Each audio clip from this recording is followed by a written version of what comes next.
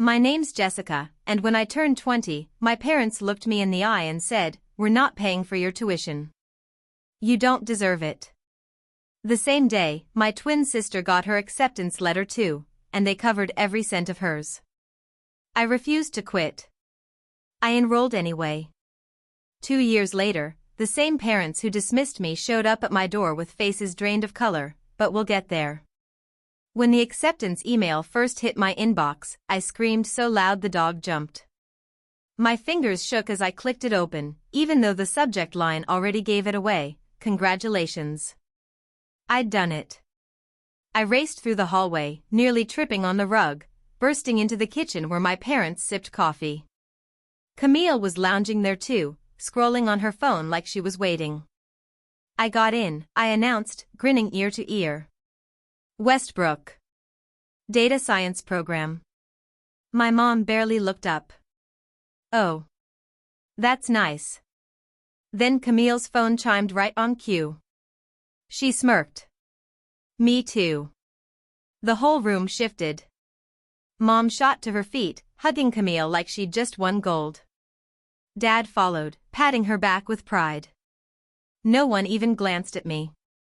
I stood frozen, acceptance letter glowing on my screen, invisible. "We both got accepted," I reminded them, my voice smaller than I wanted. Dad gave me a quick glance. "Sure, but Camille's always been a more natural fit." My stomach tightened. "What's that supposed to mean?" He waved it off. "She's just more focused." Focused?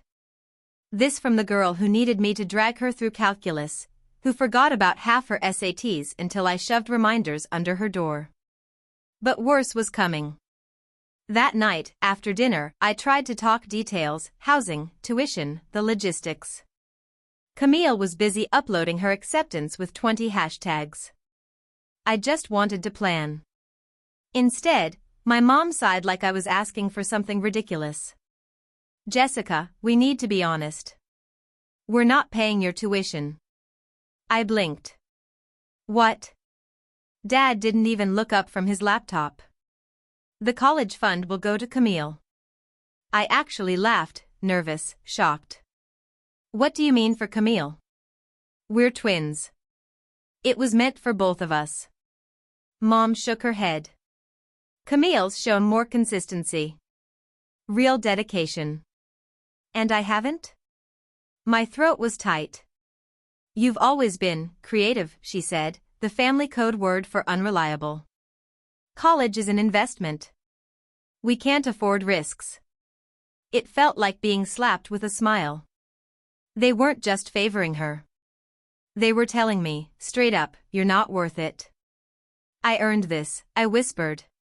"We got into the same school. The same program." Dad didn't hesitate. "Not the way she did. You don't deserve it." And that was that. Camille got her golden ticket to Westbrook, fully funded. Me? I was left to fend for myself. Camille didn't say a word. She didn't even look at me. That night, I locked myself in my room and stared at my acceptance letter until the text blurred. I didn't cry. I wanted to, but crying felt like proving them right, like showing weakness. Instead, I opened my laptop and started digging for scholarships, grants, loans, anything. If they thought I'd bow out quietly, they didn't know me at all.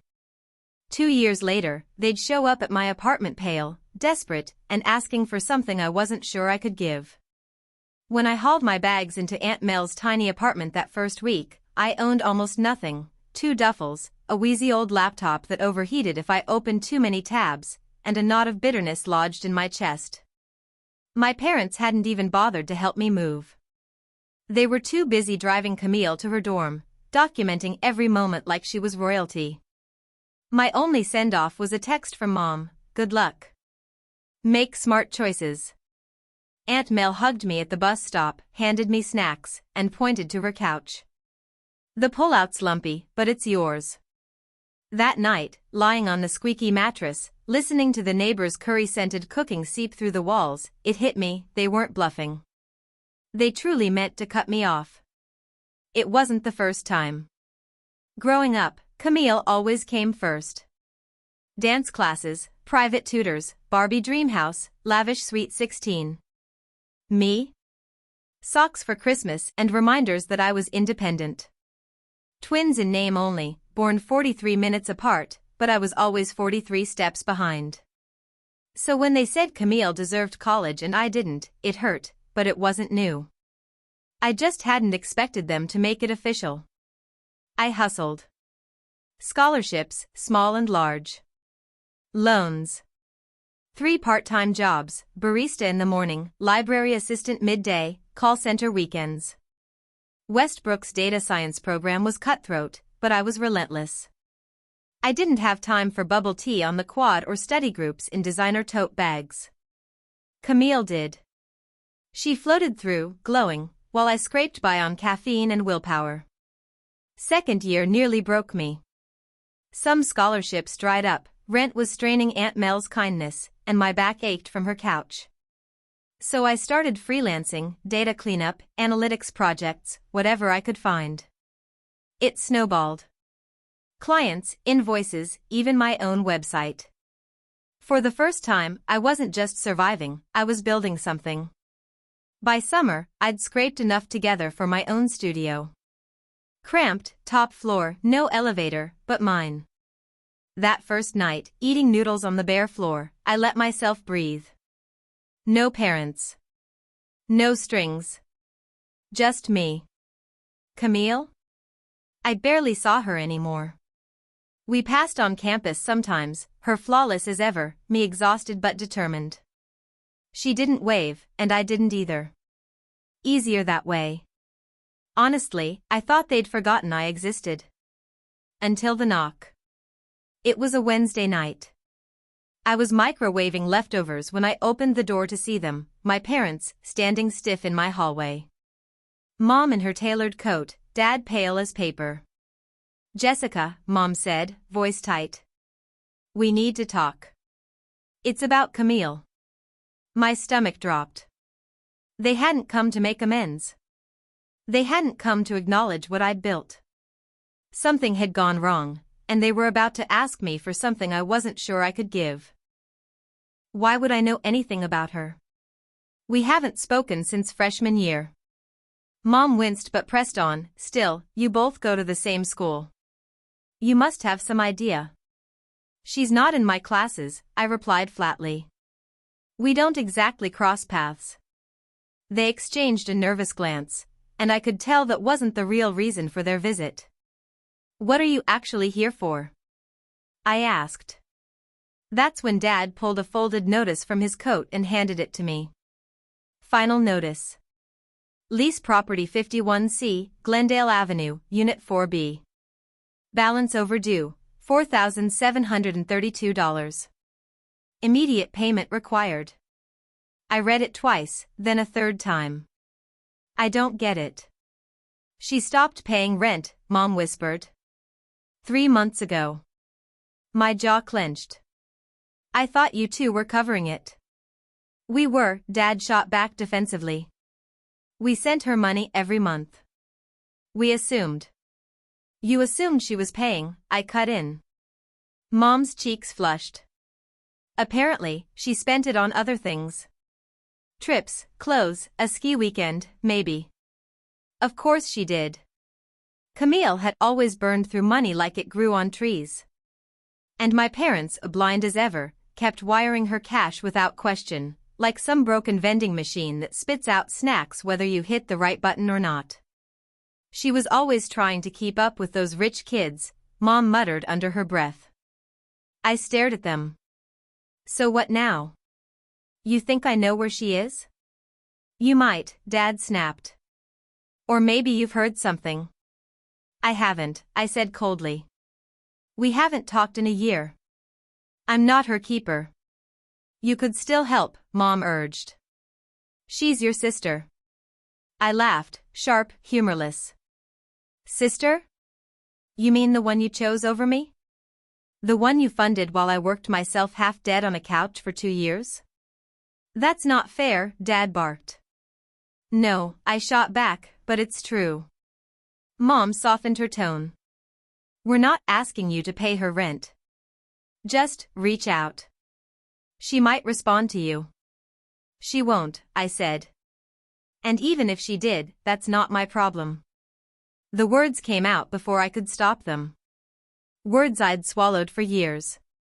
You made your choice. Camille made hers. And I made mine. Dad stepped closer. Jessica, we're your family. I stepped back. You stopped being that the day you told me I didn't deserve the education you handed her for free. They both flinched, but stayed silent. Mom finally whispered, You've changed. Yes, I said simply. I had to. Dad's jaw hardened.